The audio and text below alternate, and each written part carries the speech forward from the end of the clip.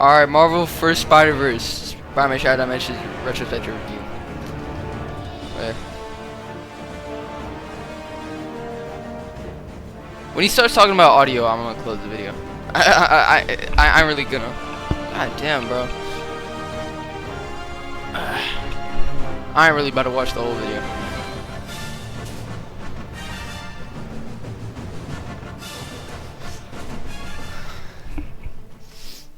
Spider-Man has been in gaming since the early 1980s. You know, Spider-Man Shadow Dimensions might be one of my favorite games, though. I ain't even gonna lie. Like, I generally love the game. I replayed it recently. It was really good, bro. Like, it still holds up really well and looks good. Bro, wasn't there supposed to be like a remaster for it? Like, bro, I'm not like that's a fumble if there was supposed to be, cause bro, that game needs a remaster or something, bro. And has consistently been featured in games ever since. When Activision began publishing Spider-Man games in 2000, this started to mark a high point, featuring fan favorites like Spider-Man 2 in 2004 and Ultimate Spider-Man in 2005. However, fans felt the quality of Spider-Man games begin to fall, starting with Spider-Man 3 in 2000. I'm gonna be honest. I don't think Spider-Man 3 was that bad from what I played. Maybe I'll replay it eventually, cause I don't even think I finished it, but I remember liking it. Yeah, I'll probably come back to it. I have it on like my PS3. Yeah, I might just play this game and tell you guys what I think about it, cause I don't know how I'm gonna record myself playing it, since I don't have a capture card. 7, continuing on with Spider-Man Friend or Foe and Spider-Man Web of Shadows. Reviews for those games were mixed, leading Activision to pass Web of Shadows? Friend or Foe? I didn't even play that game, but Web of Shadows? Web of Shadows? Was that game not like that good? I'm pretty sure it's good. And bro, Spider-Man 3 was not that bad. I'm gonna say it again. Like, I don't even think it was that bad. Developer in hopes that they would bring some and the movie wasn't that bad either. Spider-Man games. This new development in fact, I actually studio like the was movie. Beanox, who at this time were mostly a porting house, helping to port big games to the PC instead of developing their own original games. However, in 2006, they began developing their own games again, starting with titles such as the B-movie game, Monsters vs. Aliens, and Guitar Hero Smash Hits, prior to taking on Spider-Man Shattered Dimensions. If you're wondering how they went from games like B-movie to then being handed Spider-Man, it was actually their porting experience that landed them the gig, since they had helped support some of those prior Spider-Man games like Spider-Man 3 and Friend or Foe. Creative director Thomas Wilson recently told Games Radar that Activision had asked Beanox to rejuvenate the franchise with something that would be new and innovative, so they started brainstorming ideas based on the comic books and not the movies. The game's original concept is also further described in one of Activision sold the bag, bro. Giving them 1 year to do Edge of Time. Even though Edge of Time was good in my opinion. And we were discussing what we could do for the next step in the Spider-Man franchise. At some point, we stumbled upon a picture of Spider-Man 2099, and he was like, oh, is that a bad guy? No, that's his Spider-Man. We started looking at different versions of Spider-Man, and somebody in the team came to us and said, there are a lot of great possibilities out there. I'd like to play them all. And we were like, play them all? That's genius. So that's basically how it started. Back then, the team were excited about the idea of playing as multiple versions of Spider-Man, but weren't sure how to place them together in a story cohesively. So they brought in the Amazing Spider-Man comic series writer Dan Slott to help with the story. Dan Slott would later use this game's story as an inspiration for his own comic series called Spider-Verse, a series where multiple alternate versions of Spider-Man work together against and that created the movie. This comic series would later serve as inspiration for the Into the Spider-Verse movie, yeah. So it's cool that this game inadvertently helped to start such a great series of Spider-Verse stories. There were technically other Spider-Verse style stories before Shattered Dimensions, such as the 90s animated show's crossover Scarlet event, Spider. but it was Shattered Dimensions that this really got is the like ball Iron rolling Suit right into here, bro. Spider-Verse So that we know today. But let's start to get into what Beanox gave us in this game. Spider-Man Shattered Dimensions released in September 2010 to PS3, Xbox 360, Nintendo Wii, and Nintendo DS. In this video, we'll be focusing on the console editions of the game, specifically the PS3 version. All of the gameplay you'll see throughout this video came from the PS3 version, but emulated on a software called RPCS3, which allowed me to boost the graphics. So with that said, let's see what Beanox and Slot gave us with the story. Hey there, true believers. Watch. I've never owned an Xbox in my life. Yeah. Everything's good. Okay. Yeah, I never owned an Xbox. I always had PlayStation. In our world, ready to wreak havoc with our very existence. Who or what prowls the halls of Empire State University after dark. None other than the master of illusion himself, the menacing Mysterio. The tablet of order and chaos. Selling you on the black market is gonna make me. Right, you need a mint. Good. You can use a mint. I can smell your breath from here. Spider-Man! Wait, how would you eat a mint through that fishbowl?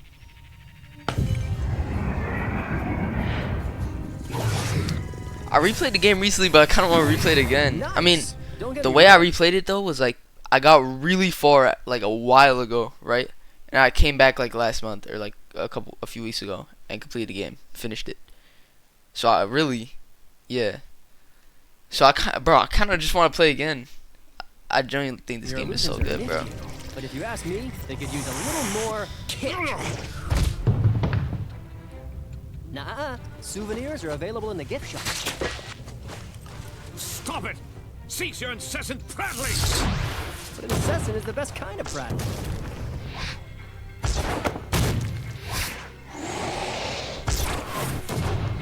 Incessant prattling. What does that mean? What? What's this? Hey, Bubblehead, think fast. Wait. Incessant. Of something regarded as unpleasant. Continuing without pause or interruption. Okay. Prevalent. Prevalent. Widespread. Wait, prevaling.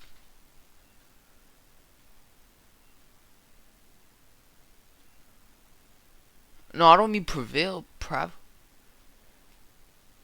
Prevalent? Is it prevalent? Prevalence. Damn. Widespread in a... Okay, so unpleasant thing that is without pause or interruption. That is widespread. Okay, that could be what it means. I've just genuinely never heard those two words before, besides in this game.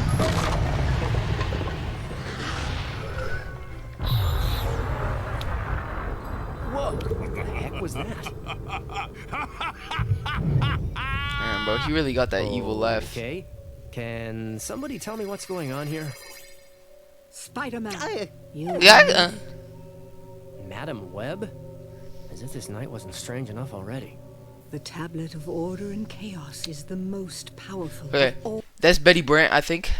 That's just Spider-Man. all the mystic artifacts in the Where's the world. pig? And you shattered Pig is somewhere. Yeah, sorry about that. Guess they don't make tablets like they used to, huh?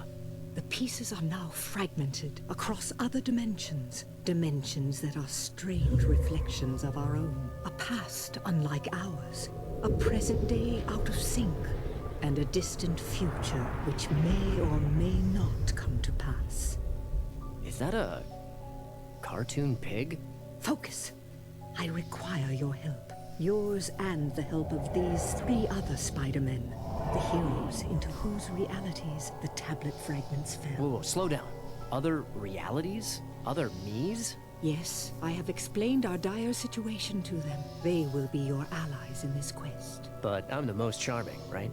You must gather all the pieces of the tablet before they fall into the wrong hands, or our reality, as well as theirs, will be utterly destroyed.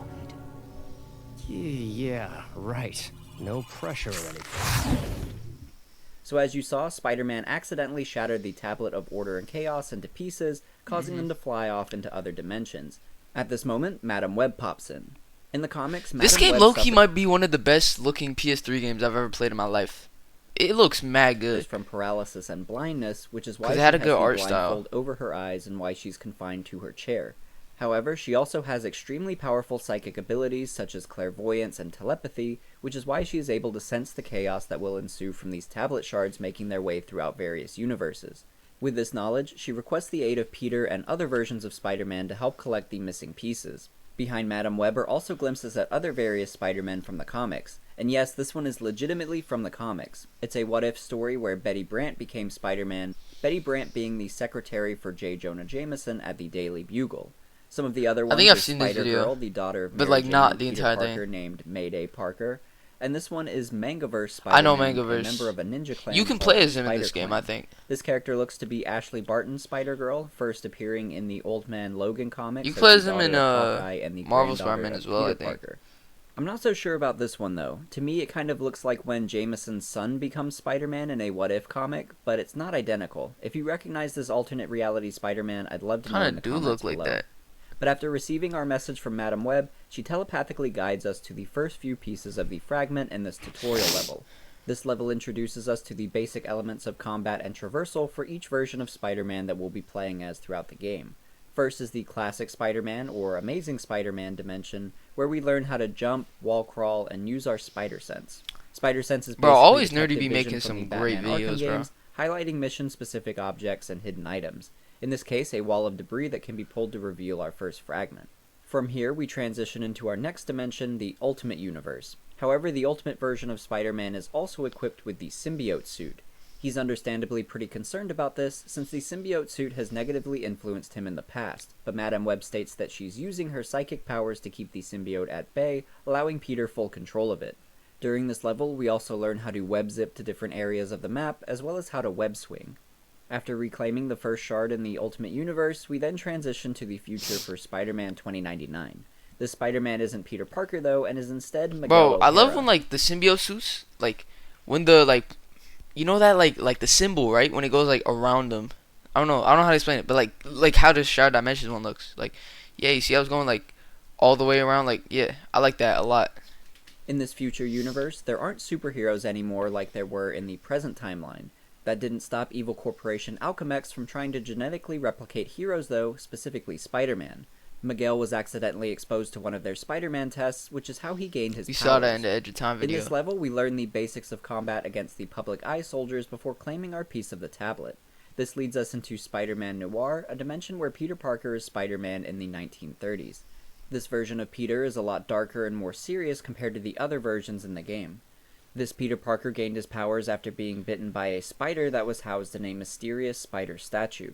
After the bite, Peter has a vision of a spider god who says that he will imbue Peter with the Curse of Power, after which Peter reawakens with powerful spider abilities. Build a website you love with Wix. For your words, create. Peter decides to use his power as a way to turn the tide against the man causing so much corruption in this city, Norman Osborn, who we'll discuss more in a bit. In this level, we learn the stealth gameplay that's unique to Spider-Man Noir. This felt reminiscent of Batman Arkham Asylum, where you'll also stalk enemies and perform stealth takedowns. I don't think I was the only one feeling the Batman similarities either, since it was brought up during a couple of developer interviews around the time of its release.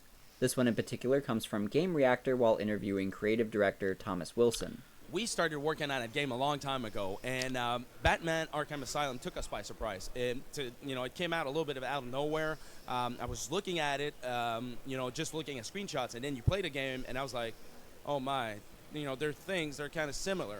But yes, I mean, there's some similarities, if you will, looking at the stealth aspect of the noir dimension. But that's only a fourth of our game. Yo, I kind of want to play Batman Arkham City. Asylum released about a year before Maybe I'll Shattered play Arkham Dimensions, Asylum so I'm and willing City to in give the them the night. benefit Like, of the I'll doubt just play that the they whole were series working on again similar on mechanics to stream. Rocksteady without knowing it at the time, but I'm sure they also took some inspiration from the game after its release as well.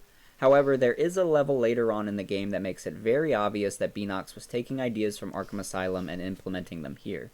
But after taking out all the henchmen at the train station, we reclaim the last tablet fragment for this level. No, Spidey, it's just the beginning. Across many dimensions, these four fearless Spider-Men, in all their various incarnations, must fight to reassemble the Tablet of Order and Chaos. Not just for the sake of their own worlds, but for the fate of every world, in every dimension. Good luck, web-slingers. We're all counting on you. You've recovered the first quarter of the tablet. Excellent. I've always been good at scavenger hunts. Like moths to a flame, those with evil hearts will be drawn to the unleashed power of the tablet, gaining new and frightening powers. So far, you have been fortunate that none of them have fallen into enemy hands. Why'd you have to go and say that? Man, what a jinx.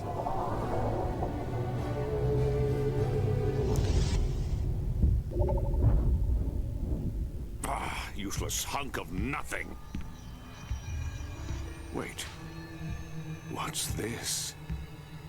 Ah, yes. Power.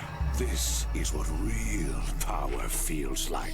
No more parlor tricks and sleight of hand. Mysterio is now the master of real magic.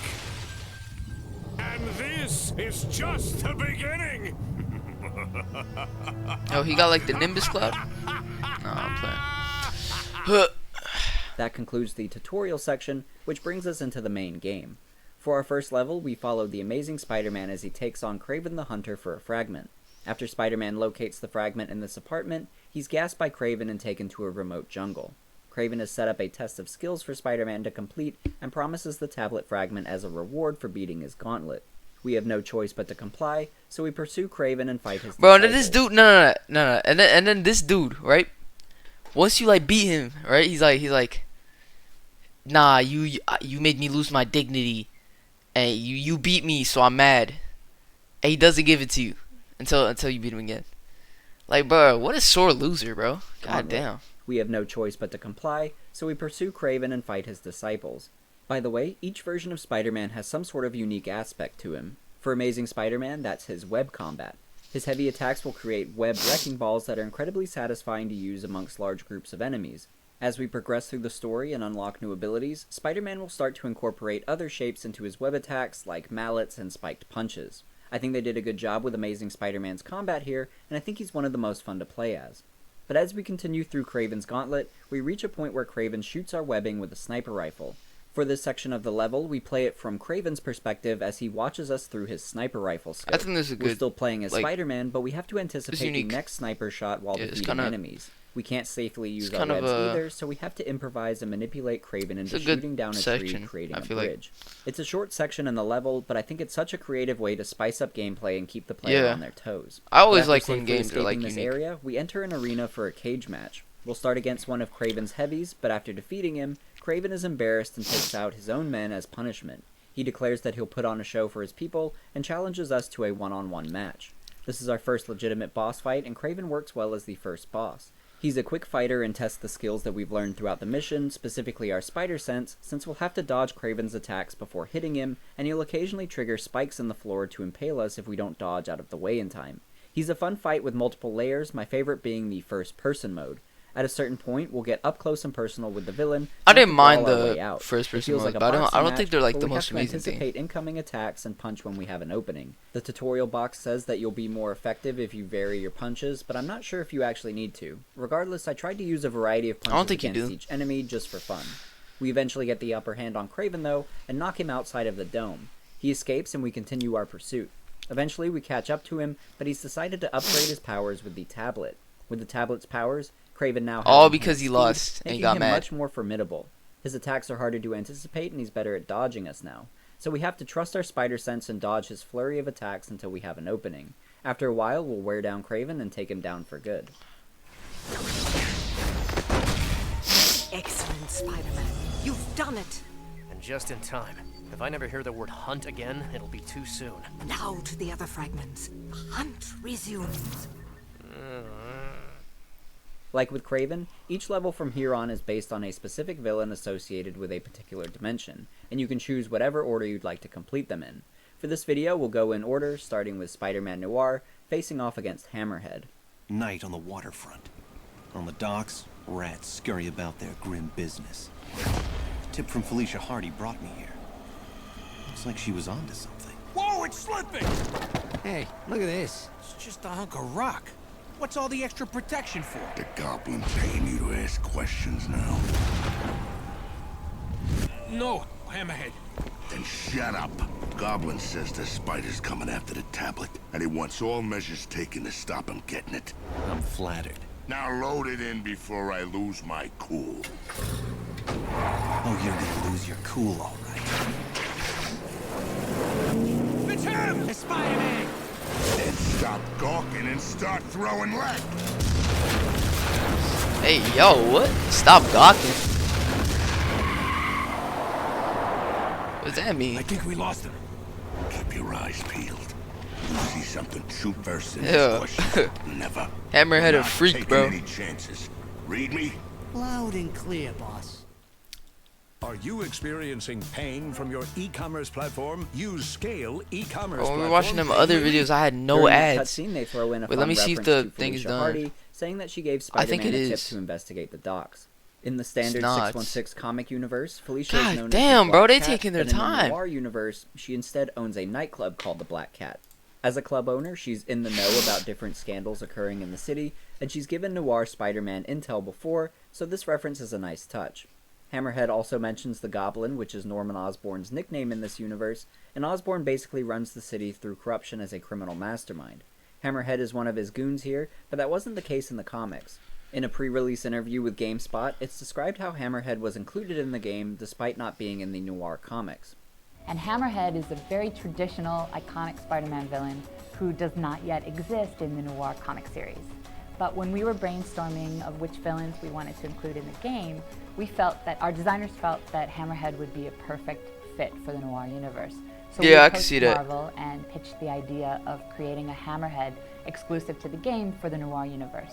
Marvel was very excited about it and worked closely with us to develop and design the Hammerhead that is in our game. I think Yeah, this that was makes a good sense. decision because Hammerhead really fits the noir Yeah, environment. because he's like a mafia type of like he has that like aesthetic of like a 1940s or whenever this game took place. You know, yeah, that definitely works.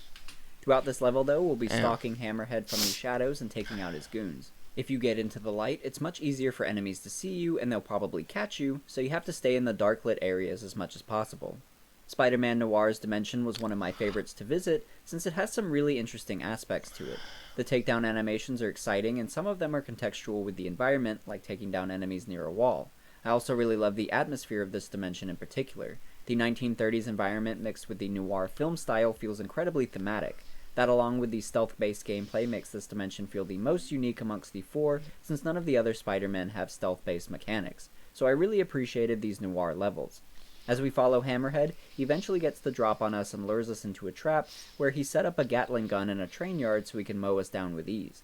If we're ever in the light, Hammerhead will swing the gun around and start blasting at us. We have to Yo, maneuver Hammerhead through got the a dark forehead, areas of though. the I ain't map gonna lie, until we bro. can position ourselves behind Damn, bro. Hammerhead No wonder and this take him dude's a down. villain. We'll do this a couple times You got during the this fight, big at a which forehead, point bro? We'll escape further into the train Ooh. yard.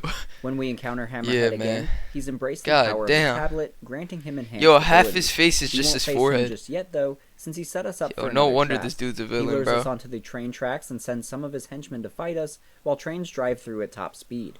Having a combat section injected into the Noir levels helps to break up any tedium you may be feeling with the stealth levels, and Noir's combat is pretty enjoyable itself. He's not overly flashy like the other Spider-Men, but he feels like the up-close brawler that you would expect from this era. After taking out all of Hammerhead's henchmen, we confront him for our final showdown. It seems the Holy tablet chops. has powered up his machine guns, allowing him God to also damn, shoot bro. rockets at For us. real, bro. No Our strategy wonder this during this dude's a fight is villain, to bro. dodge his machine gun fire until we find an opening to lob a barrel at his head. This will piss him off and cause him to start firing rockets. Our goal is to get him to shoot these generators with the rockets, which will create a smoke screen, providing us with some cover. From here, we'll get above him and perform a takedown. After doing this a few times, we'll run out of generators, and Hammerhead will charge at us. If we dodge with a wall behind us, he'll run his head into the wall and get stunned. From here, we box him and take him down. The rest of the levels follow this same format. We'll fight a boss while they are in their normal state, and then we'll fight them again later on while they're powered up with the tablet. So there's not a ton of overarching story during these sections, but we'll still go through the rest of the villains since each level is pretty unique. The next one being Hobgoblin in the 2099 dimension. Hobgoblin is another original creation for the game and not part of the 2099 comics.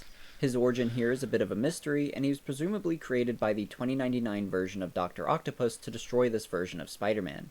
In the character bio, it also mentions rumors that the original Hobgoblin's grave was dug up in order to retrieve the DNA necessary to create this new Hobgoblin. I also found it interesting that it never confirms if someone is actually in the suit. Nevertheless, Spider-Man 2099 now has his own goblin to deal with, and it's gotten its hand on the tablet.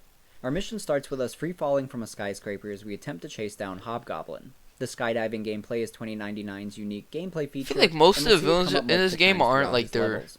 It's pretty fun like too, they're all as like you have to dodge flying villains cars that a and lot of people debris. probably wouldn't You know can also about. boost your diving speed, You know? which can be riskier, but Like it'll Dr. get you to your Octopus target was, like, faster. not if you can get close Dr. enough to Octopus, Goblin, like- you can grab him and punch him, or it's run like him the into girl. the environment.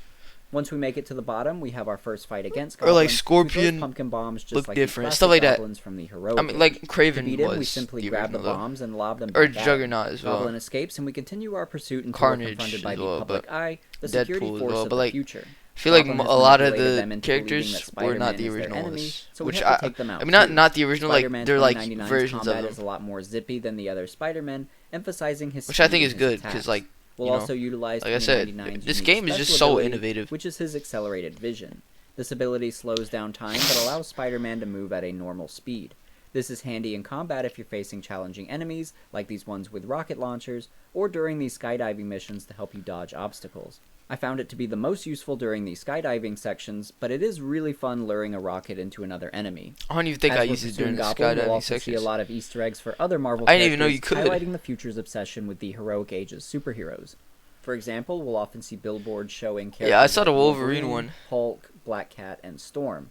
There's also the company Stark Fujikawa in reference to a 2099 corporation in the comics run by the character Fujikawa-sama based in Japan. This company was formed Bro, after when Stark is the Industries season and coming out, Fujikawa bruh? Industries merged in the future. But once we finally catch up to Hobgoblin, he's decided to utilize the power of the tablet real, and enhance bro. his psi powers, allowing him to conjure demonic goblins as his minions. This is another really good boss fight, even though it operates pretty much the same as before. We first have to take out his demonic minions, which causes him to leave his protective barrier, and then we have to dodge his different attacks until he throws more pumpkin bombs at us, at which point we can intercept them and return them back. After doing this a few times, Goblin will attempt to grab us and take us to the skies, but Spider-Man gets the upper hand, causing us to freefall again. We get to punch the Goblin a bunch as we fall towards the ground, and that's the end of him. We take the tablet and head into the next mission, which takes place in the Ultimate Dimension against Electro. Gotta focus. That magic rock is around here somewhere. And I just figured out where.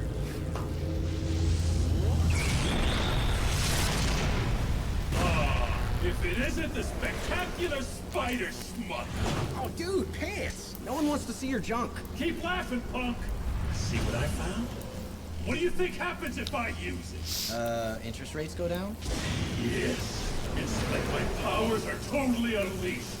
Now I can absorb all this energy. Energy without limit! And yet, still no pants. Like with the previous levels, we'll spend most of our time pursuing Electro and fighting off the minions he conjures. We're also learning Ultimate Spider-Man's combat style during this mission, and it's pretty similar to Amazing Spider-Man. Instead of using webs though, Spider-Man utilizes the symbiote suit, unleashing its tendrils to provide far-reaching attacks for crowd control. His combat also goes a step further, when at one point he gets overwhelmed by some heavy minions, causing him to succumb to the symbiote's aggression and enter Rage Mode. Spider-Man can trigger Rage Mode when this bar fills up, and doing so turns the screen red and allows you to weaponize the symbiote's tendrils to a greater extent. Rage Mode is excellent for crowd control, and you'll often want to trigger it when you're faced with large quantities of enemies. It can also break the enemy's block, so if you have a couple annoying heavy minions, Rage Mode is really effective for that as well. The meter charges the more you attack, so you can prolong it if you're able to constantly fight enemies while it's triggered. My food about I to also get found here that soon, building though. the rage meter was pretty easy, Probably. so I didn't feel like I Hopefully. had to save it for the biggest fights, and could instead I ordered use it pizza. frequently throughout the mission. Even though the mission Domino's. structure is similar to the previous levels, there's enough difference in this one to make it stand out on its own. The level design was really well done here, and it feels more open than the prior levels. You'll have a lot more room to roam and explore, making it feel less linear. There's also some really good enemy variety, adding more depth to the combat. For example, I especially like these green laser enemies because they provide you with options on how you can deal with them. You can zip around the map to dodge the lasers and take these enemies out first, or you can use them to your advantage by guiding the lasers into other enemies, causing them to take I'm out... not gonna lie, bro. This game on hard mode though, like when you play this game on hard mode, bro, it's actually like the most difficult thing ever, bro. I swear it's so difficult. Like, bro, each level took me like 40 minutes, bro. It was so difficult on hard mode. Their own allies accidentally. It may not sound like much, but little things like that can help to keep the combat fresh. I also like that we got multiple phases of Electro boss fights too. We'll start with a standard battle where we dodge his blasts and beat him up until he eventually escapes and we pursue him further. I'm pretty We'll sure I later didn't catch like up to those him, like surrounded green to beat a ones, phase down like, the lasers with the into other beams. enemies, causing them to take out their own Nah, half. but like, isn't it like they hit you in the middle of an attack where you can't even stop the attack, like the web zip, and then like you evade over them? Like, I'm pretty sure they can hit you with that, which I feel like is just allies annoying accidentally. because It you may can't not even sound stop like it. much, but little things like that can help to keep the combat fresh. I also like that we got multiple phases of Electro boss fights too. We'll start with a standard battle where we dodge his blasts and beat him up until he eventually escapes and we pursue him further. We'll later catch up to him surrounded by these power generators where he's created an electric characters force have such field an around interesting himself. like walk and run. We'll have to wait for him to accidentally expend or at too least much energy in this game, empower 2099 himself, has a at which crazy point run. we lay on the punches. But they all have As a the crazy fight walk. progresses, he'll add in more ranged enemies that will draw our attention while he attempts to heal via the generators. I liked this fight in particular because it felt like I had a lot to juggle and really had to remain aware of my surroundings. After this fight though, Electro escapes again and we chase him to the dam. He's now become even more powerful and we're left to fight giant Electro. Yo, look at his back. Ugh. Ugh, bro. It's so like... Ugh. Become a being of pure energy. Without pants. Next. Holy chops. All that power. Since we can't Yo, fight him he directly, we have to he use look his own crazy, power bro. against him and cause him to accidentally destroy the dam and let the water take him out. It wasn't as intricate as the previous battle against him, but I liked the scale of the fight and how it forced me to think about how I could get him to destroy the he got a environment nose instead on of him. just punching him a lot. But with Electro defeated, He got that a nose on concludes him, bro. Act 1. Mysterio was dangerous enough before, when he was a simple charlatan. Imagine what he might become, with even more magical might at his command. Even I can't begin to fathom it, mighty Marvelites, and that's saying something. Yes, run! Run from your master, the almighty Mysterio! Oh, please! And for my next trick, I make 2 policemen disappear. Huh? More pieces of the tablet. That means more power. More. I must have them. Holy. Yeah, you said it. Yeah, you said Even it, though we're buddy. now into Act 2, the goal is still the same, and that's to collect the remaining tablet pieces. We'll now return back to the amazing dimension where Spider-Man finds the next piece in Sandman's possession. Same, bro. This Like, level is pretty yo, unique. imagine it, bro. I'm not like, as Spider-Man, like, how you gonna? I'm not like, it's probably difficult to even not have money, cause like, bro, you could just make the NBA at that point, bro. Nobody is stopping you. You got all the strength, so you can like body and stuff. All you gotta do is like, and bro, you could jump from like anywhere, bro, cause you could jump mad high. You could probably dunk from like the like half court, bro. Maybe even further. Yeah, bro. As Spider-Man, bro, like, you gotta join the NBA or something like that, bro. I don't know. Any type of sport, bro. Since we'll spend most of the time testing our traversal skills instead of combat Spider-Man would skills, be a crazy Sandman starts gymnast. by turning himself into a sand tornado, destroying much of our path. So we'll have to zip around the remaining posts and even mid-air debris in order to reach him. We'll still get combat though, but with a Sandman twist. In order to hurt him, we have to douse him in water to make him dense enough to hit. Luckily, there are plenty of water barrels lying around that we can launch at him. The premise is simple enough, but I enjoyed this added layer to the combat. Sandman eventually runs off and turns himself back into a tornado, so we'll have to traverse this area and reach the water tower. You also can't web swing in this area, so you're reliant on your web zip. I really like the emphasis on traversal in this level, and it's a lot of fun using the mid-air debris as your path across. We also get a giant Sandman battle similar to Electro, where we have to trick Sandman into hitting certain things in the environment. In this case, our goal is to get him to smack these cases of water barrels so we can hit him. This isn't our last fight against Sandman, though, as he heads back outside. I ain't gonna lie, bro. By the time This just reminded me of something. Yo, Spider-Man 2 probably had one of the best intros in any Spider-Man game, bro. Like, him fighting Sandman, like, bro, that the arena and stuff, all that, bro, it was just fire, bro. And we catch up, he's formed into a massive sand tornado and his mind is split into 3 consciousnesses represented by these 3 heads. Kill him now? No! Play with him a while.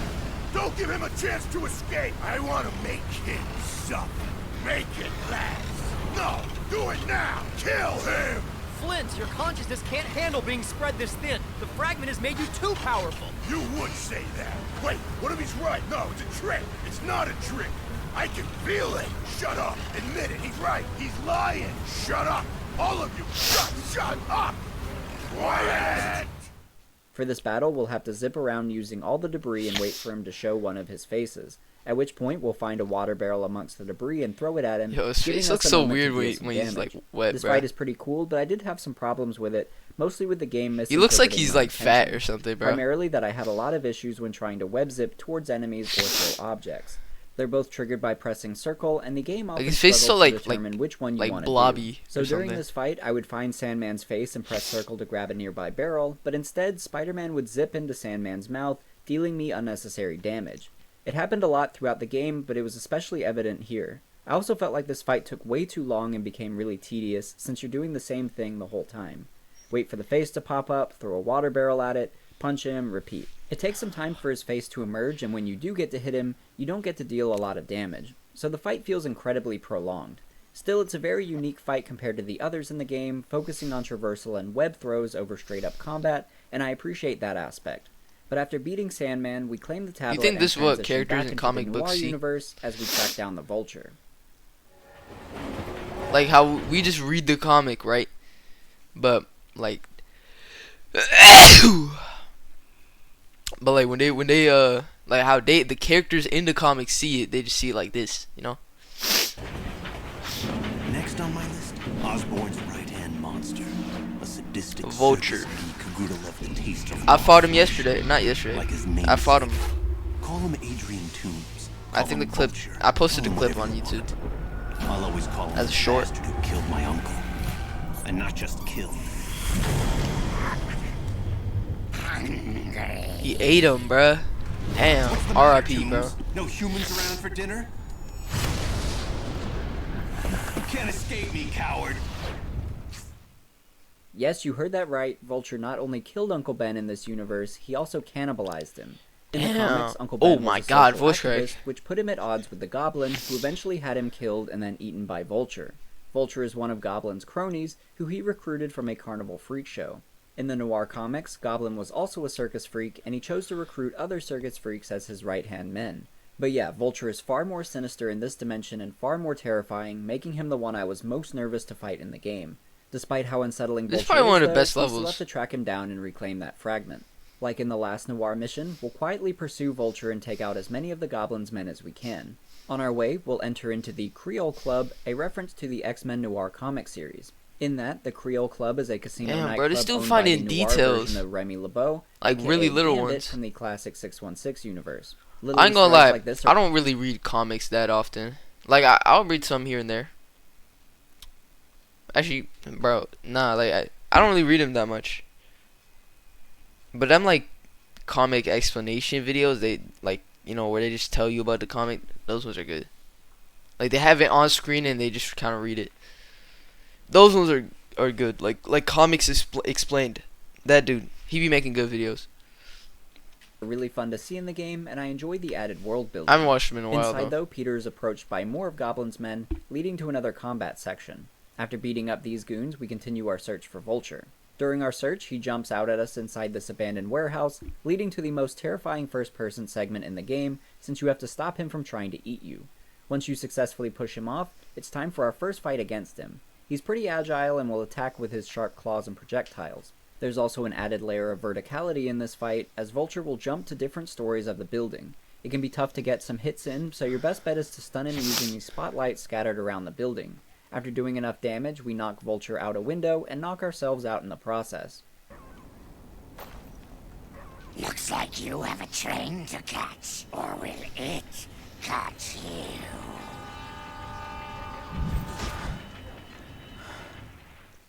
After escaping the oncoming train, we track Vulture into another quiet building. Again, though, he gets the drop on us and blows the building up as we enter. The holidays can be a lot, but with your new Dell PC with Intel inside, you can handle.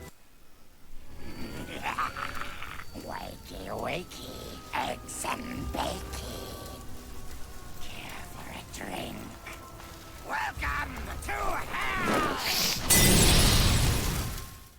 Not only is the place on fire, but there also happen to be civilians inside, so we have to maneuver around the flames and find the civilians before the fire takes over. After saving the civilians, we make our way to the top of the building to escape, only to find Vulture waiting for us. The pursuit continues until we find him in an abandoned building. It seems he's decided to use the power of the tablet, which has given him the ability to teleport. This boss fight is pretty similar to the previous one with Vulture though, except now he's a lot faster and will throw Molotovs at us. Our goal is to still shine spotlights on him, but it's also really enjoyable shooting web balls at him to make him drop the Molotovs on himself. This fight was pretty fun, but it wasn't the most exciting in the game. I felt like I was mostly just chasing Vulture around everywhere instead of fighting in an engaging way, but I still enjoyed it overall. Now that we have another tablet piece though, we transition into the 2099 universe to face Scorpion. All public eye units in the vicinity report to 121st and Lex. One of those fragments Alchemax is looking for has been found. Units 94 and 98 en route. All units be advised. Alchemax warns that the fragment may attract freakers or other... What is that thing? Don't move! Hands where I can see them! Scorpion? That can't be good. Kron Stone. I didn't even like this guy when he was human. You didn't say the magic word. May I please have the...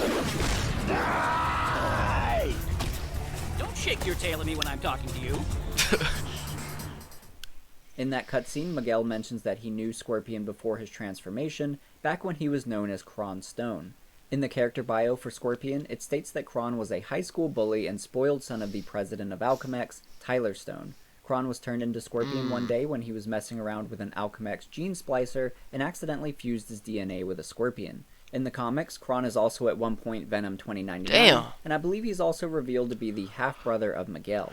In the game, Scorpion is hired by someone to retrieve the fragment, and in return, I didn't know that. I actually did not know that at all. Normal. As pitiable as Scorpion is, we have to chase him down and take the fragment back. Along the way, it seems Scorpion has been producing acidic eggs, which litter the building. These introduce a fun mechanic, though, where Spider-Man can throw the eggs to melt doorways, allowing access to secret locations. Even though it's fun using these eggs to your advantage by creating doorways and hitting enemies with them, they'll also often hatch mini Scorpions that you have to fight. So not only are you trying to fight off public eye soldiers, but you're also juggling newly hatched Scorpions. One nice thing, though, is that the public eye and the Scorpions will often fight each other, taking some of the weight off of your shoulders. Eventually, though, we'll finally catch up with Scorpion. Scorpion, I want that fragment. No! You don't understand the power in that thing. It's dangerous. See this? I'm dangerous. Monster! But no more. She promised. She who? Who promised? Kron, listen to me! No. You listen. Smart ladies should get rock. Bring her rock. Promised. Make me human again. Kill them! Who? What lady? His first boss fight is pretty straightforward. You'll have to dodge a couple of his tail whips until he leaves himself open for some hits. He's trying to get the He'll rock then to jump on a become wall human and attempt to blast you with again. his tail, which produces more eggs. You'll then throw an egg at him to knock him to the ground, where you can perform a takedown. After depleting Scorpion's health bar, he'll grab us and throw us down a vent. We'll have to work our way back to him and eventually find him on top of the skyscraper. Low-key, bro, I might play Halo again. I haven't played Halo. I don't know why this just reminded me of Halo a little bit. I played like an hour of Halo, or like, how long did I play Halo? Let me see. I played 6 hours. Okay. I'm pretty sure I played and then like I didn't like, I don't even know, bro. I think I played on like hard mode too or something. I don't remember. But here's the thing. It's been so long since I played this game, but maybe, I don't know.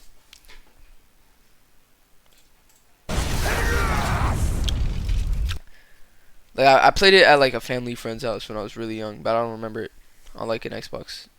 I've never owned an Xbox though, so I just, like, when I played it for real was on PC. I mean, like, I played it at a family friend's house, like I said, but like, you know, when I was like for real, like, cause I don't even remember playing it that well. Yeah, I'm pretty sure I didn't even play for that long, bro. But I started playing it recently on PC. Not recently though. It was like in like July or something. Anyway, I'm gonna keep the video player. I'm just talking, bro. I gotta lie, a lot of these videos I do, bro, like it's always like the ones where it's like about something that I'm interested in, or like some like a game that I know a lot about. I always make the video like really long, bro. Like that one Spider-Man Shattered Dimensions 14 years later. Bro, I made that video 37 minutes when it was 20 minutes, bro. Pretty cool Sorry, freefall though. section where the I'm camera is just below talking, Spider-Man instead of you know, above him this time. saying You'll what I have to think. dodge falling debris, and if you're skilled enough, fly through hollow objects for rewards. I'm not that skilled though. It's a short segment, but I really like this inversion on the typical freefall segments we'd been accustomed to. After landing, it's time for our next confrontation with Scorpion. Yes. I'm pretty sure I remember this boss being really hard. Human again. Who is she, Kron? Who put you up to this? It's Dr. Octopus, right? And green and yellow. And arms so shiny. And many. Shiny arms? What? Metal? No more talk. You tried to stop me. You die. We'll learn who hired Scorpion in the next 2099 level, but for now, Yeah, we have to take him I think I down. know who it is. This fight isn't much different from It's the Dr. previous one, Octopus. just with some minor additions. The main thing we have to watch for is when Scorpion latches onto this wiring hanging from the ceiling. We knock him off by hitting him with eggs, but doing so also eats away at the platform above. After hitting Scorpion with a couple more acidic eggs, the floor will wear away, releasing a ship that falls on Scorpion. If there were any other way to help you change back, I would. But this is bigger than either of us. Congratulations, Spider-Man. You've retrieved another fragment. This day is yours. Yeah? Then how come I feel so bad about it? Moving Damn. on, though, we head to the Ultimate Dimension and tackle potentially the This is my most favorite level in the memorable game. level in the game. Pain Factor! This is probably my favorite With your level. host, the anti-hero for hire, the mask for your task, the guy who won't die, Deadpool! Hi, Ma, and welcome to Pain Factor, the only show where you compete for your life. And remember, viewers, I'm available for Black Ops missions, assassinations, and birthday parties. You know what's weird? That this guy can somehow come back from the dead, or that they gave him a TV show. Coming up, we've got a very special Pain Factor with a very special guest running the gauntlet. Who?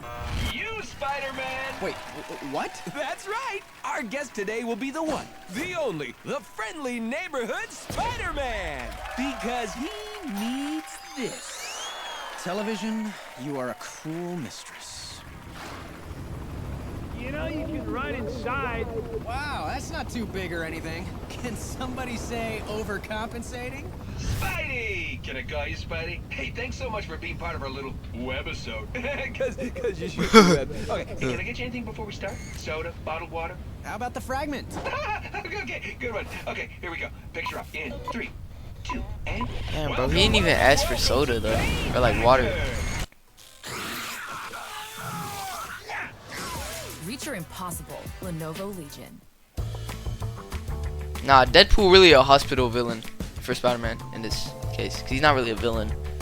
He's more of an anti-hero. Is there a mute button for him? Deadpool has convinced Spider-Man to compete on his reality show for the tablet fragment. I believe this is in reference to Ultimate Spider-Man issues 91 through 94, where Deadpool kidnaps Spider-Man and some of the X-Men and drops them on the island Krakoa, where they'll have to survive on live television. The suit looks similar, Spider-Man too. got roped into this due to his relationship with Kitty Pryde, aka Shadowcat, which is also One briefly second, mentioned let by me Deadpool clear chat. during the 1 moment. My bad. My bad. Alright, now we this good. level, although it's a little tough to hear. Let's talk about the question of lips. How hot is Kitty Pryde? Almost as hot as that redhead I always see you saying. Do I sense a bit of a love triangle there? Oh my god, I'm getting out of here. And is it true there's a clone of you out there with your brain but trapped inside a girl's body? Because that's kind of like... like kind of, I mean... Creepy! I still didn't know. I think the female clone that Deadpool mentions is in reference to Ultimate Spider-Woman, who in that universe is still named Jessica Drew, but she's a female clone of Peter Parker, retaining all of his memories. As you'd expect, Deadpool is full of references and commentates throughout this whole level. One of my favorites is during a combat section where he plays an ad for psychic readings by Doctor Strange. This Doctor Strange is Stephen Strange Jr. of the Ultimate Universe, the son of Stephen Strange and Clea.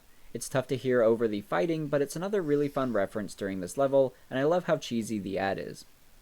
There is a world of spirits, unseen by most, but just as real as our own. And when you need a guide to penetrate its mystery, you know Doctor Strange.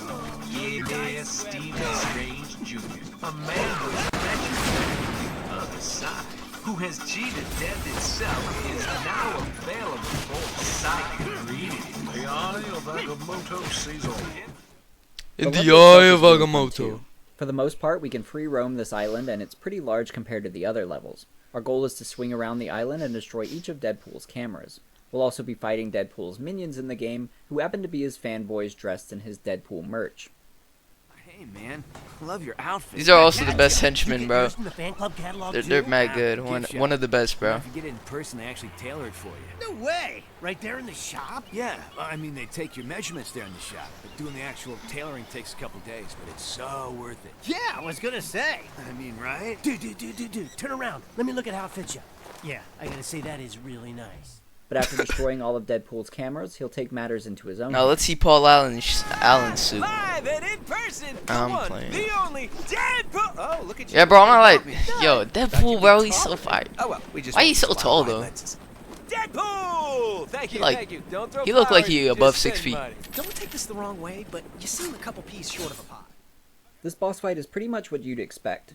Deadpool is a weapons expert, so he'll use sword and gun attacks until he has to answer a phone call and teleports away. While he's distracted, we can sneak up on him and perform. Yeah, bro, I didn't even remember that part. Depleting his health bar, he'll run away and will continue the gauntlet by smashing more cameras. To change up the pace a bit, we eventually reach a challenge where we have to race across these pipes before a tidal wave crashes into us. It doesn't sound like much, but it's an exciting section that ends with you zipping across a ship before it crashes. It's not too hard, but it's really cool visually. After safely avoiding the waves, we're brought to the finale of the level, a cage match against Deadpool enhanced with the tablet. The tablet produces 2 Deadpool clones, so we'll have to fight 3 versions of Deadpool at once, each one with a different specialization. One focuses on sword combat, one has dual pistols, and the last one throws grenades. That last one will also wait in the back while you fight the other Deadpools for an opportunity to grab you. Quick question, boxers or briefs? This fight wasn't too complex, but it was really fun and thematic. Yeah, I feel like I don't remember some of these Deadpools, things. We claim the fragment and end Act 2. So far, so good. Our web-slingers have triumphed over unbelievable odds. But there are still more pieces of that terrifying tablet out there. And something tells me the worst is yet to come. And voila! Excellent work, Spider-Man. Who says good help is hard to find? Now just one more fragment to go, and look out! The rest of the tablet will be mine. It must be mine. You again? Why don't you go saw a lady in half or something? Hey, that was no illusion. You've underestimated me for the last time, Spider-Man. And this old crone will pay for your insolence. Recover the rest of the tablet for me, or this will be the last you see of her. Ah! Damn. Stop. I'll do it. Just don't hurt her, okay? Hurry, Spider. The clock's ticking. To start Act 3, we'll return to the Amazing Dimension against an unexpected villain. Oh, well, this is a little too easy. Why did I say that? Out of my way! Juggernaut. Yeesh, could things get any worse? I did it again, didn't I? Give up, Juggernaut. Silver Sable's on your tail. Get lost! Not a chance, Marco. My wild pack can track your every move. And for the bounty named Marco? that's on your So head, Sandman. we follow you to the Maybe they could become friends. I think I'll just let them play through. All I care about right now is that frag... Oh, come on!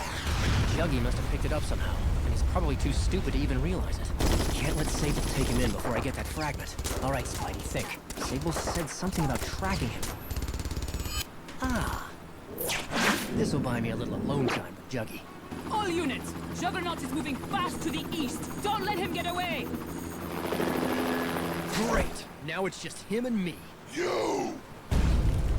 Great! Now it's just him and me. I wasn't expecting to see Juggernaut in this game, but I'm so glad that they included him. While in motion, Juggernaut is an immovable object, so you can't damage him while he's moving. You'll have to wait for him to stop running, or until he does a ground smash, which leaves him vulnerable. It's never that easy to take him down though, as he decides to throw us a good distance away to make his escape. To make things worse, Silver Sable returns and spots us. Apparently Spider-Man has a bounty on his head too, so she's designated us as another target for her men to capture. Sable is more concerned with Juggernaut though, leaving us to deal with her men. After clearing through them, we continue to follow Juggernaut, but he's proving difficult to keep track of. I got something for you. Marco. There's no way out. Then I'll make one.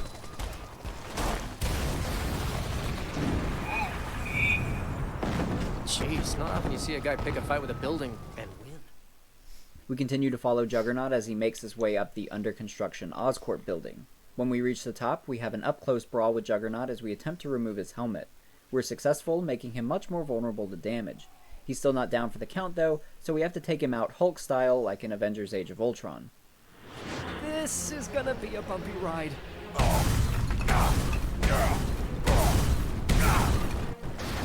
Holy!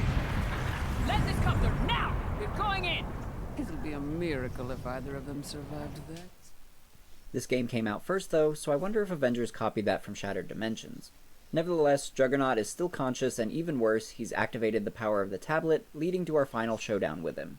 Lucky for us though, Madam Web informs us that the power of the tablet seems to be conflicting with Juggernaut's Crimson Gem of Sidorak, which is what gives him his unstoppable powers. This means he's not quite as overpowered as he thinks he is, and we're able to catch him off guard. Occasionally, he'll cause so much destruction that the room fills with dust, allowing us to sneak up on him and web him up for a powerful throw. Like in the previous battle with him, if he's not moving... Yo, can't you do this in like Spider-Man 3 or something?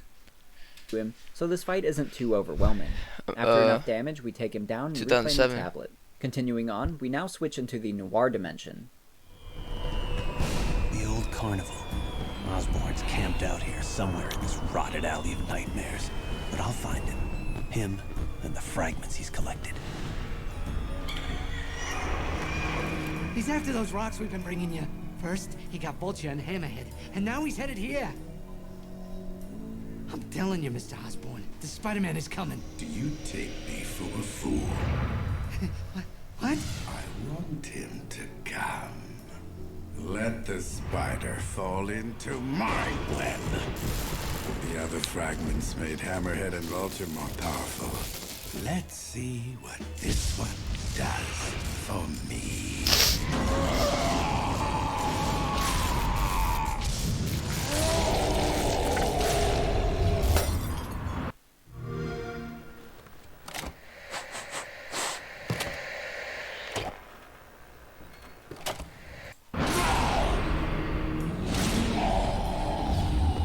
I've waited a long time for this, Osborn. Tonight, your criminal empire ends. In the noir comics, Norman looks like his normal self until it's revealed that he's been wearing a mask this whole time and his true skin is green and scaly, which is why he was in a freak show and earned the name Goblin. He's not as giant and imposing in the comics as he is here in the game though. Instead, it's the tablet that gives him his massive size.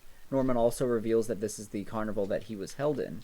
He's decided to round up all the current employees and cage them, so it's up to us to free them from Goblin's men. I also want to say that I absolutely love the level design here. This is easily one of my favorite levels in the game, purely based on a visual...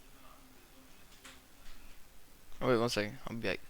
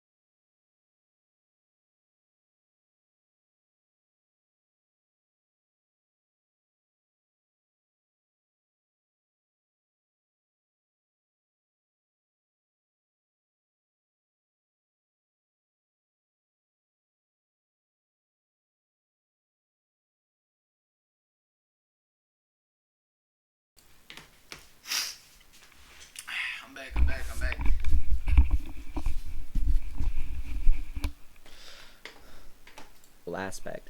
Maybe I'm just a sucker for creepy carnival atmosphere, but I really love the lighting, the fireworks, and especially the demented... Everything should be good. Everything should be good. carousel music that plays in the background throughout the level.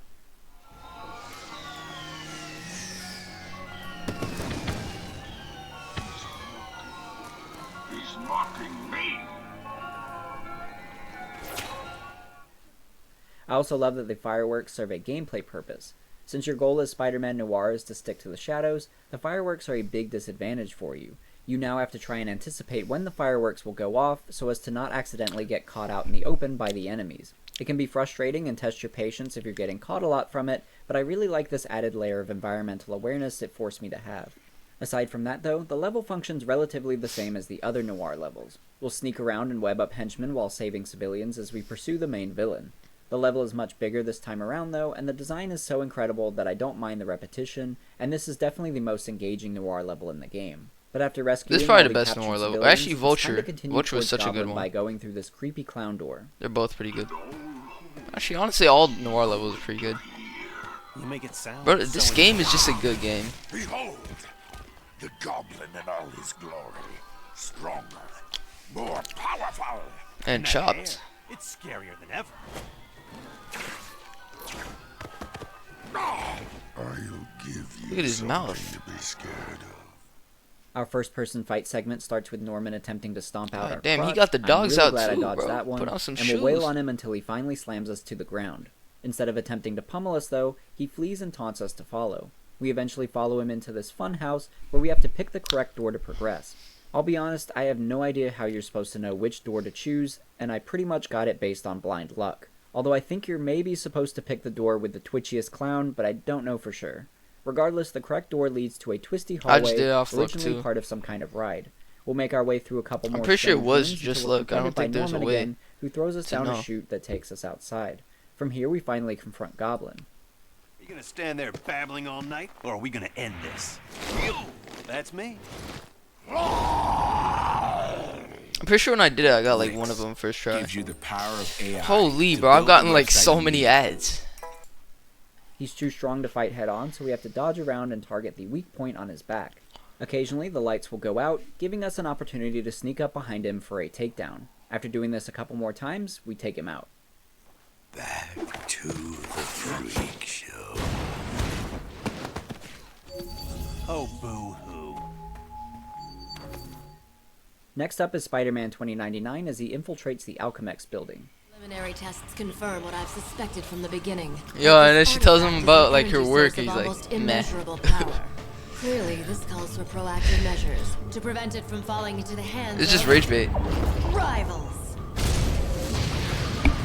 Yeah, Dr. Octopus. So, we finally meet. I'm Serena Patel, head of Alchemax's Shadow Division. Never heard of it.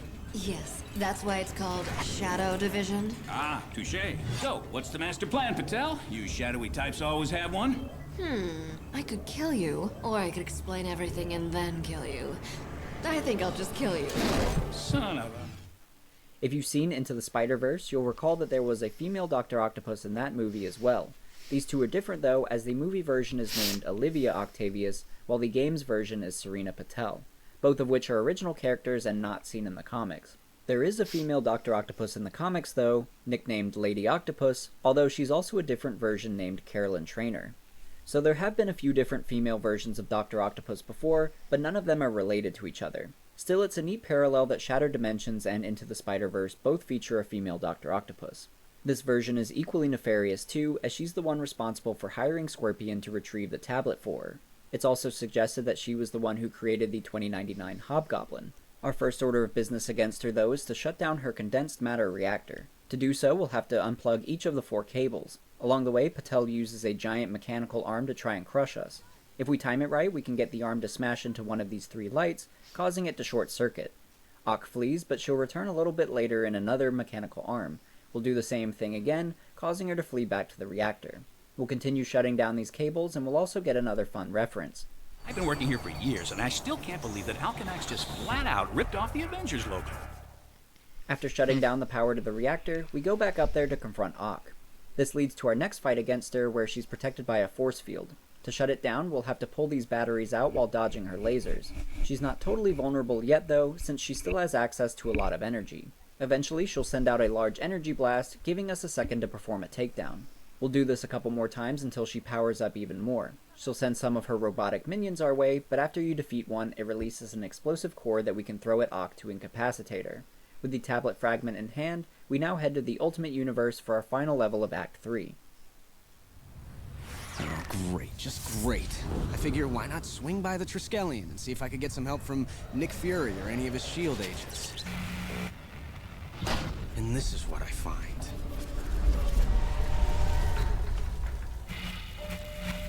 Either something really big happened here. Nick Fury has terrible taste in decoration. Carnage happened there. You get it? Like, carnage happened there, and it happened because of carnage. I've seen this before. This red goop, the bodies drained to husks. There's only one thing that could do this. One thing. Carnage. In the Ultimate Universe, Carnage is created by let me do that. In the Ultimate Universe, Carnage is created by Dr. Kurt Connors after mixing Peter Parker's blood with a sample of the Venom symbiote. It survives by draining the life out of people, as we can see with these poor S.H.I.E.L.D. agents. Apparently, Spider-Man thought he had previously destroyed Carnage in the past with S.H.I.E.L.D.'s help, but unbeknownst to Peter, it drains the life out of them, wouldn't they just be dead? Secret experiments on Carnage How are they using moving? the tablet fragment. Those experiments have clearly backfired, and Carnage now has the fragment. This level is really spooky, especially when Carnage uses the fragment to puppet the dead S.H.I.E.L.D. soldiers, essentially turning them into zombies. They'll be the main minions we fight throughout the level, but we'll also come across some S.H.I.E.L.D. spider slayers who mistake us for the enemy based on our symbiote suit. This level is a lot of fun, and we often encounter large volumes of enemies, making Rage Mode incredibly enjoyable. To add to the chaos though, we eventually come across S.H.I.E.L.D. cells full of Carnage clones, so we'll now have to face these alongside the other enemy types. There's also another really cool Easter egg hidden here. Inside the S.H.I.E.L.D. prison is a cell containing Deadpool and Electro. Oh, what? I didn't even notice this. Eventually, we find Carnage outside amidst the rubble of a crashed helicarrier. We'll start the battle with a first-person slugfest, and then throw Carnage into one of the reactors. The symbiote is vulnerable to heat, so these explosions do some nice damage. This could also be a reference to how Peter defeated Carnage the first time, which was by throwing him into an industrial chimney. We'll do this multiple times during the fight, as Carnage will often perch up on one of the reactors, making it easy to kick him into it. It's a pretty cool boss fight too, and it's fun using our symbiote powers against his. It's a pretty simple fight though, and after beating him, he'll run off. This leads to a really cool escape section, where we have to run away as fast as possible as a helicarrier is crashing right towards us. I love when the game inserts these little escape scenes. They're usually short, but they're really tense and exciting. I like the Deadpool one was the best one in my opinion. Amongst my favorites. We continue chasing Carnage to the top of the tower, where we find a symbiote egg sac and some more spider slayers. Luckily, S.H.I.E.L.D. is wised up. I can only think of like 3 that happened though. So they'll assist us. The Noir one with Vulture, the Deadpool one, and this one. During this fight now. We'll also get another cool reference as Spider-Man decides to name one of the robots. Well, what do you know? My very own robot sidekicks. I'll call this one Herbie. Herbie is the name of the robot assistant of the Fantastic Four, the team that Spider-Man is really close to in the comics. But anyway, the fight is on, and we start by helping these slayers destroy the egg sac. Once we do, we find Carnage inside and continue to duke it out. After a while, he'll reform the egg sac, meaning that we have to destroy it again. We're also faced with an influx of Carnage minions, so we'll have to defend the Spider Slayers as they attempt to burn the egg. We'll continue this process a couple times until we finally defeat Carnage. This also ends Act 3, which leads us into the climax of the game. Hey, not bad, webheads. They fought their way from one dimension to the next, faced a number of their most fearsome foes, and found the final fragments of the fabled Tablet of Order and Chaos. But they're not done yet. Remember, there's still a damsel in distress, so what are you waiting for, heroes? Hop to it! What now? I can't give the final tablet piece to Mysterio, but if I don't, it's lights out for Madam Web. Think, Spidey, think. After years of pretending, of faking my way with special effects and stage magic, to have a taste of the real thing. I can't wait any longer. Where is he? I want that tablet! Don't say I never gave you anything. The tablet, it's reassembling itself. Oh, great. Damn. Power beyond that of a god. The walls of reality crumble before me. Madam Webb. Don't worry about me, Spider-Man. Look, the web of reality, the tapestry of the universe is unraveling. Yes, a universe to remake in my image. I will devour every dimension until all is Mysterio! Last chance. With the walls of reality broken, I can summon your counterparts from the other worlds. The four of you, together, are reality's only hope. With Mysterio wielding the complete tablet, each dimension will have to work together to defeat him. We'll start with Noir Spider-Man first, and this is the point that it becomes glaringly obvious that Beanox ripped off ideas from Batman Arkham Asylum, because this is clearly a copy of the Scarecrow levels from that game. I guess if you're going to copy something from a game though, you might as well pull from one of the best. And it does fit nicely with the Spider-Man Noir character, since your goal is to hide in the shadows to avoid Mysterio's gaze. If he catches you, he'll fire off incredibly damaging blasts, I can see how this is similar to for Scarecrow. With the Morel app, you can sharpen your French skills in no time. It's simple as 1, 2, 3. Bon, ben, ok. D'accord. Check. Learn French, have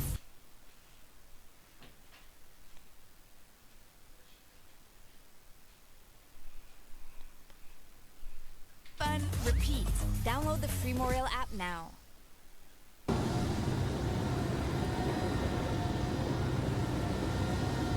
What type of ad even is this, bro? There's not much to it though, and it's basically. Bro, I swear red light, YouTube green been light. giving like You'll more slowly ads make your way up lately. to him I don't even know until what you're it close is. enough to perform a web attack.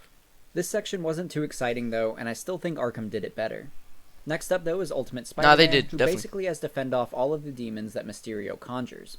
Occasionally, Mysterio will send out these orbs that release. But here's the another thing, demon, and people when were they like do- talking about this stuff like, oh, it could have been better.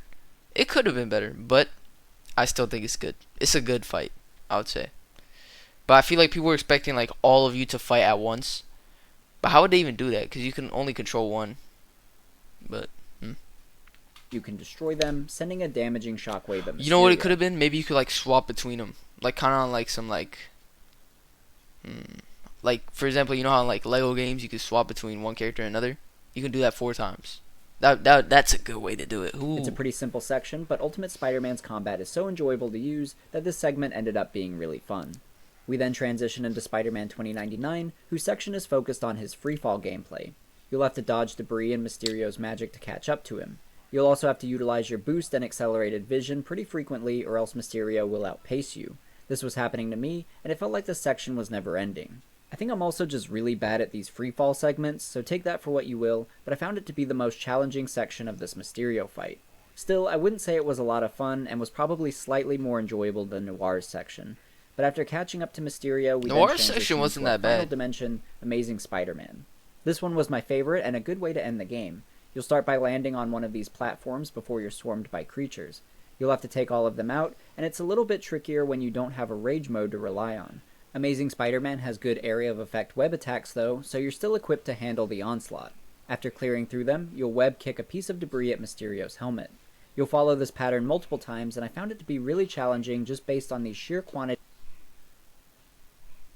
of enemies that swarm you. I like this challenge though, and it felt like I barely beat the boss at the end, which felt rewarding. A lesson to all you wannabe bad guys out there. When destroying dimensions and defying do-gooders, watch out. Because you might unleash forces beyond your control. Like the palpable power of 4 sensational Spider-Men. Wait, the tablet! Oh, it could still be mine! It could still... Some guys never learn. And, speaking of learning, you should learn how to count. Something tells me you're outnumbered. Gentlemen. I really hate this fella. Come on, he's a blast to kick in the face. Pal, you got... Shot!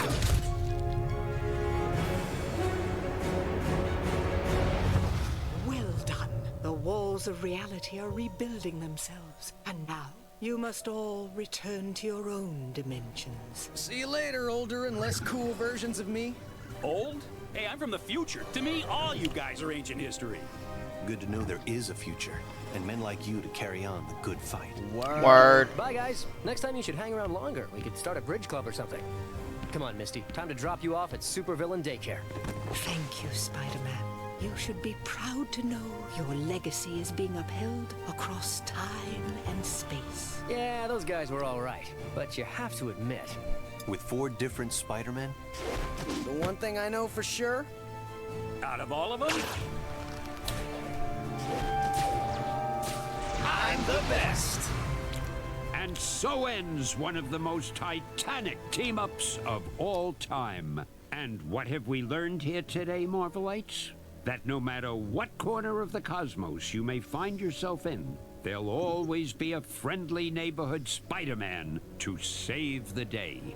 And to all of you web-spinning wonders, I proudly say, Excelsior! The credits are pretty cool too, as we get glimpses at what happened to each of the villains after we beat them. For example, it looks like there's now an army of hobgoblins. Sandman is stuck in an hourglass, Vulture's returned to being part of the circus freak show, along with Goblin, who is handing out balloons there. Deadpool is stranded on a deserted island, and there's this creepy one of Carnage hanging out with the zombie S.H.I.E.L.D. agents.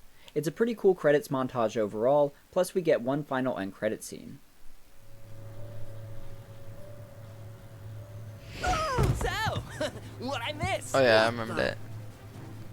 Nuff said, kids. Nuff said. So that ends the story of Spider-Man Shattered Dimensions. Overall, I think it was a really fun journey. In concept, the story is very simple though.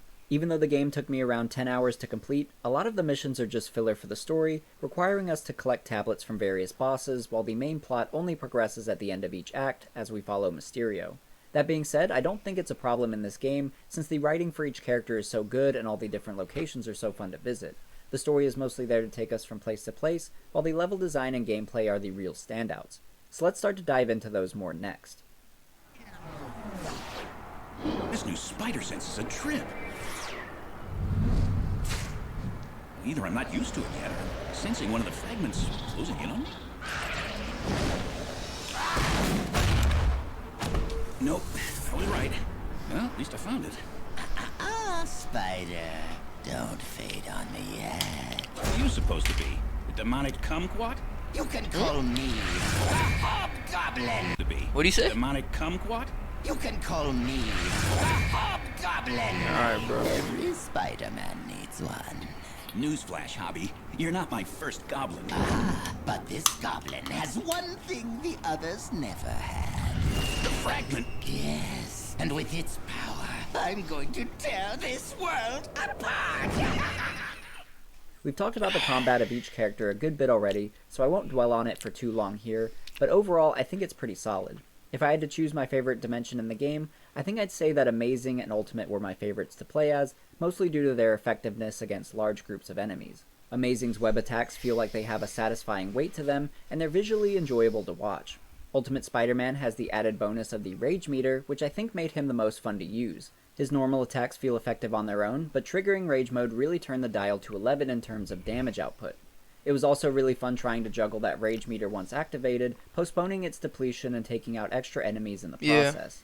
Spider-Man 2099 was really cool too. Yeah, I would say Ultimate Spider-Man probably had like he had really good combat. I really messed with it. The Rage meter is really good too. I think he had like a better ability than 2099. Like I think Rage Meter is better than Accelerated Vision in terms of like enjoyability and stuff, but I mean they're both good, but I felt like the Rage Meter was better. But I didn't have as much fun with his combat compared to the others. I had fun with his combat. Although he does have my favorite charge ability in the game, where he can zip around and damage multiple enemies in the blink of an eye.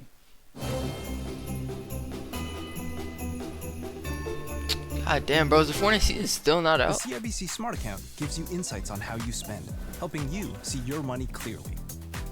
God That leaves damn, Spider-Man bro, Noir. still not out. He's not really a combat character, since so much of his gameplay is based around stealth. His combat sections were pretty fun when they appeared, though. He's not doing anything flashy with his moves, but he feels like an old-school brawler. The enemies you'll deal with fit that theme too, since you're typically scrapping with I like goblins, his like hit where like he makes a character fly in the air, or like an enemy fly in the air, bro. I think that's really cool. And not some superpowered creature. So even though his combat was pretty basic, I enjoyed it more because it fit the setting. I have trouble deciding how I feel about Noir's stealth gameplay though. On the one hand, I really like how unique it is compared to the rest of the game. Instead of focusing on combat like the other dimensions, I like that the Noir levels slow down the pace and have you approach enemies in a different way. It often felt like a puzzle where you're trying to figure out which enemies to take down first as you work your way to the last one. However, that enjoyment started to wane the longer I was in the level. There are some really cool takedown animations and it's satisfying to clear a room, but it can start to feel redundant after a while.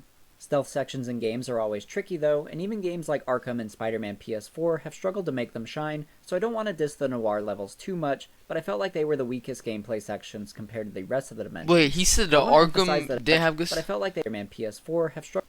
Stealth sections in games are always tricky though, and even games like Arkham and Spider-Man PS4 have struggled to make them shine, so I don't want to diss trick the Noir. Bro, Arkham had really good stealth. Like Arkham Knight, bro, there were so many ways and like things you could do and stuff. Like, bro, like Arkham Knight had like really good. Bro, honestly, the whole Arkham series had good stealth. But all right. As far as what I think could have made That's these his stealth opinion. sections more enjoyable, I think I would have liked more options. I just have In a these different stealth opinion. sections, you're primarily trying to position yourself around a henchman for a takedown while staying in the shadows. If you're caught, your only viable option is to run and hide and wait for them to reset before trying again.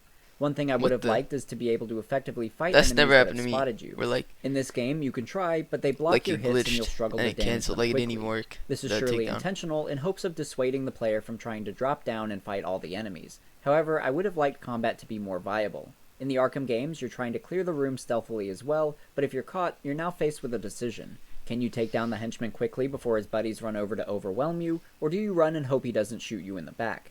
It may not sound like much, but trying to make these quick decisions on the fly and cover your tracks was a fun element in Arkham Asylum, and I think it would have been fun here too. I understand why Beanox chose not to do it, but I felt like it left me with less options for how to handle these enemies. I think interacting with the environment would have been helpful too. In Spider-Man PS4 and Arkham, you'll have methods for setting traps for enemies in the environment, as well as ways to distract guards and lure them around.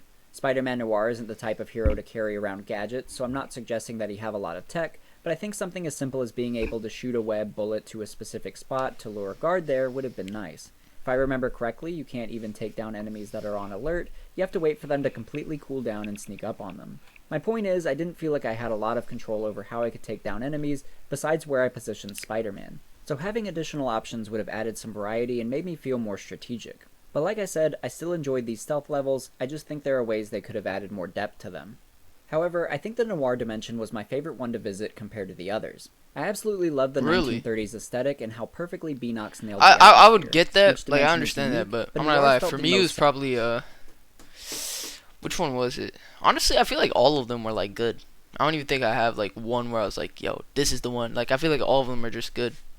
separate from the others in the best of ways. Where the other dimensions were brighter and full of jokes, Noir was dark and serious. The way everyone talked and interacted felt different, and Peter's motivations felt a lot more personal and vengeful. The other versions of Spider-Man were just tracking That was only down a for, like, tablet Vulture, fragment, though. But Spider-Man Noir I feel had a like- bone to pick with these Maybe, enemies, yeah, and the tablet was I a get good that. excuse to finally handle them. These were the people that killed his Uncle Ben, after all. All of these elements together made Noir really stand out, and I was always excited to start one of his levels, just for the sheer enjoyment of being immersed in his world again. Not to mention that Carnival level was such a standout in the game, and probably the most memorable one for me. The level design in general for this game is a big area where Beanox excelled. You can tell a lot of time went into crafting each level and making it feel unique from the others. For example, the Amazing Dimension is meant to look similar to the classic comics, so they added this filter which gives it that grainier look. Ultimate feels a lot more vibrant and modern, while 2099 is obviously very futuristic. It's exciting exploring all of these worlds, and each one stands out in its own way.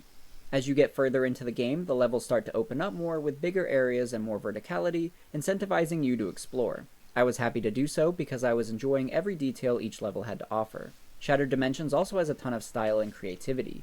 Levels can go from feeling pretty straightforward to suddenly becoming more cinematic and alter how you're playing. For example, that sniper rifle perspective in the Craven level, or that inverted perspective when you're free-falling as 2099.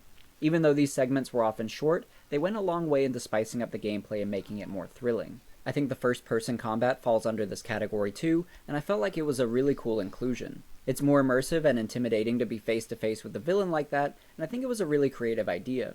These aren't the only moments you'll go into first-person mode either, as some of the cutscenes will temporarily put you in a first-person perspective as well.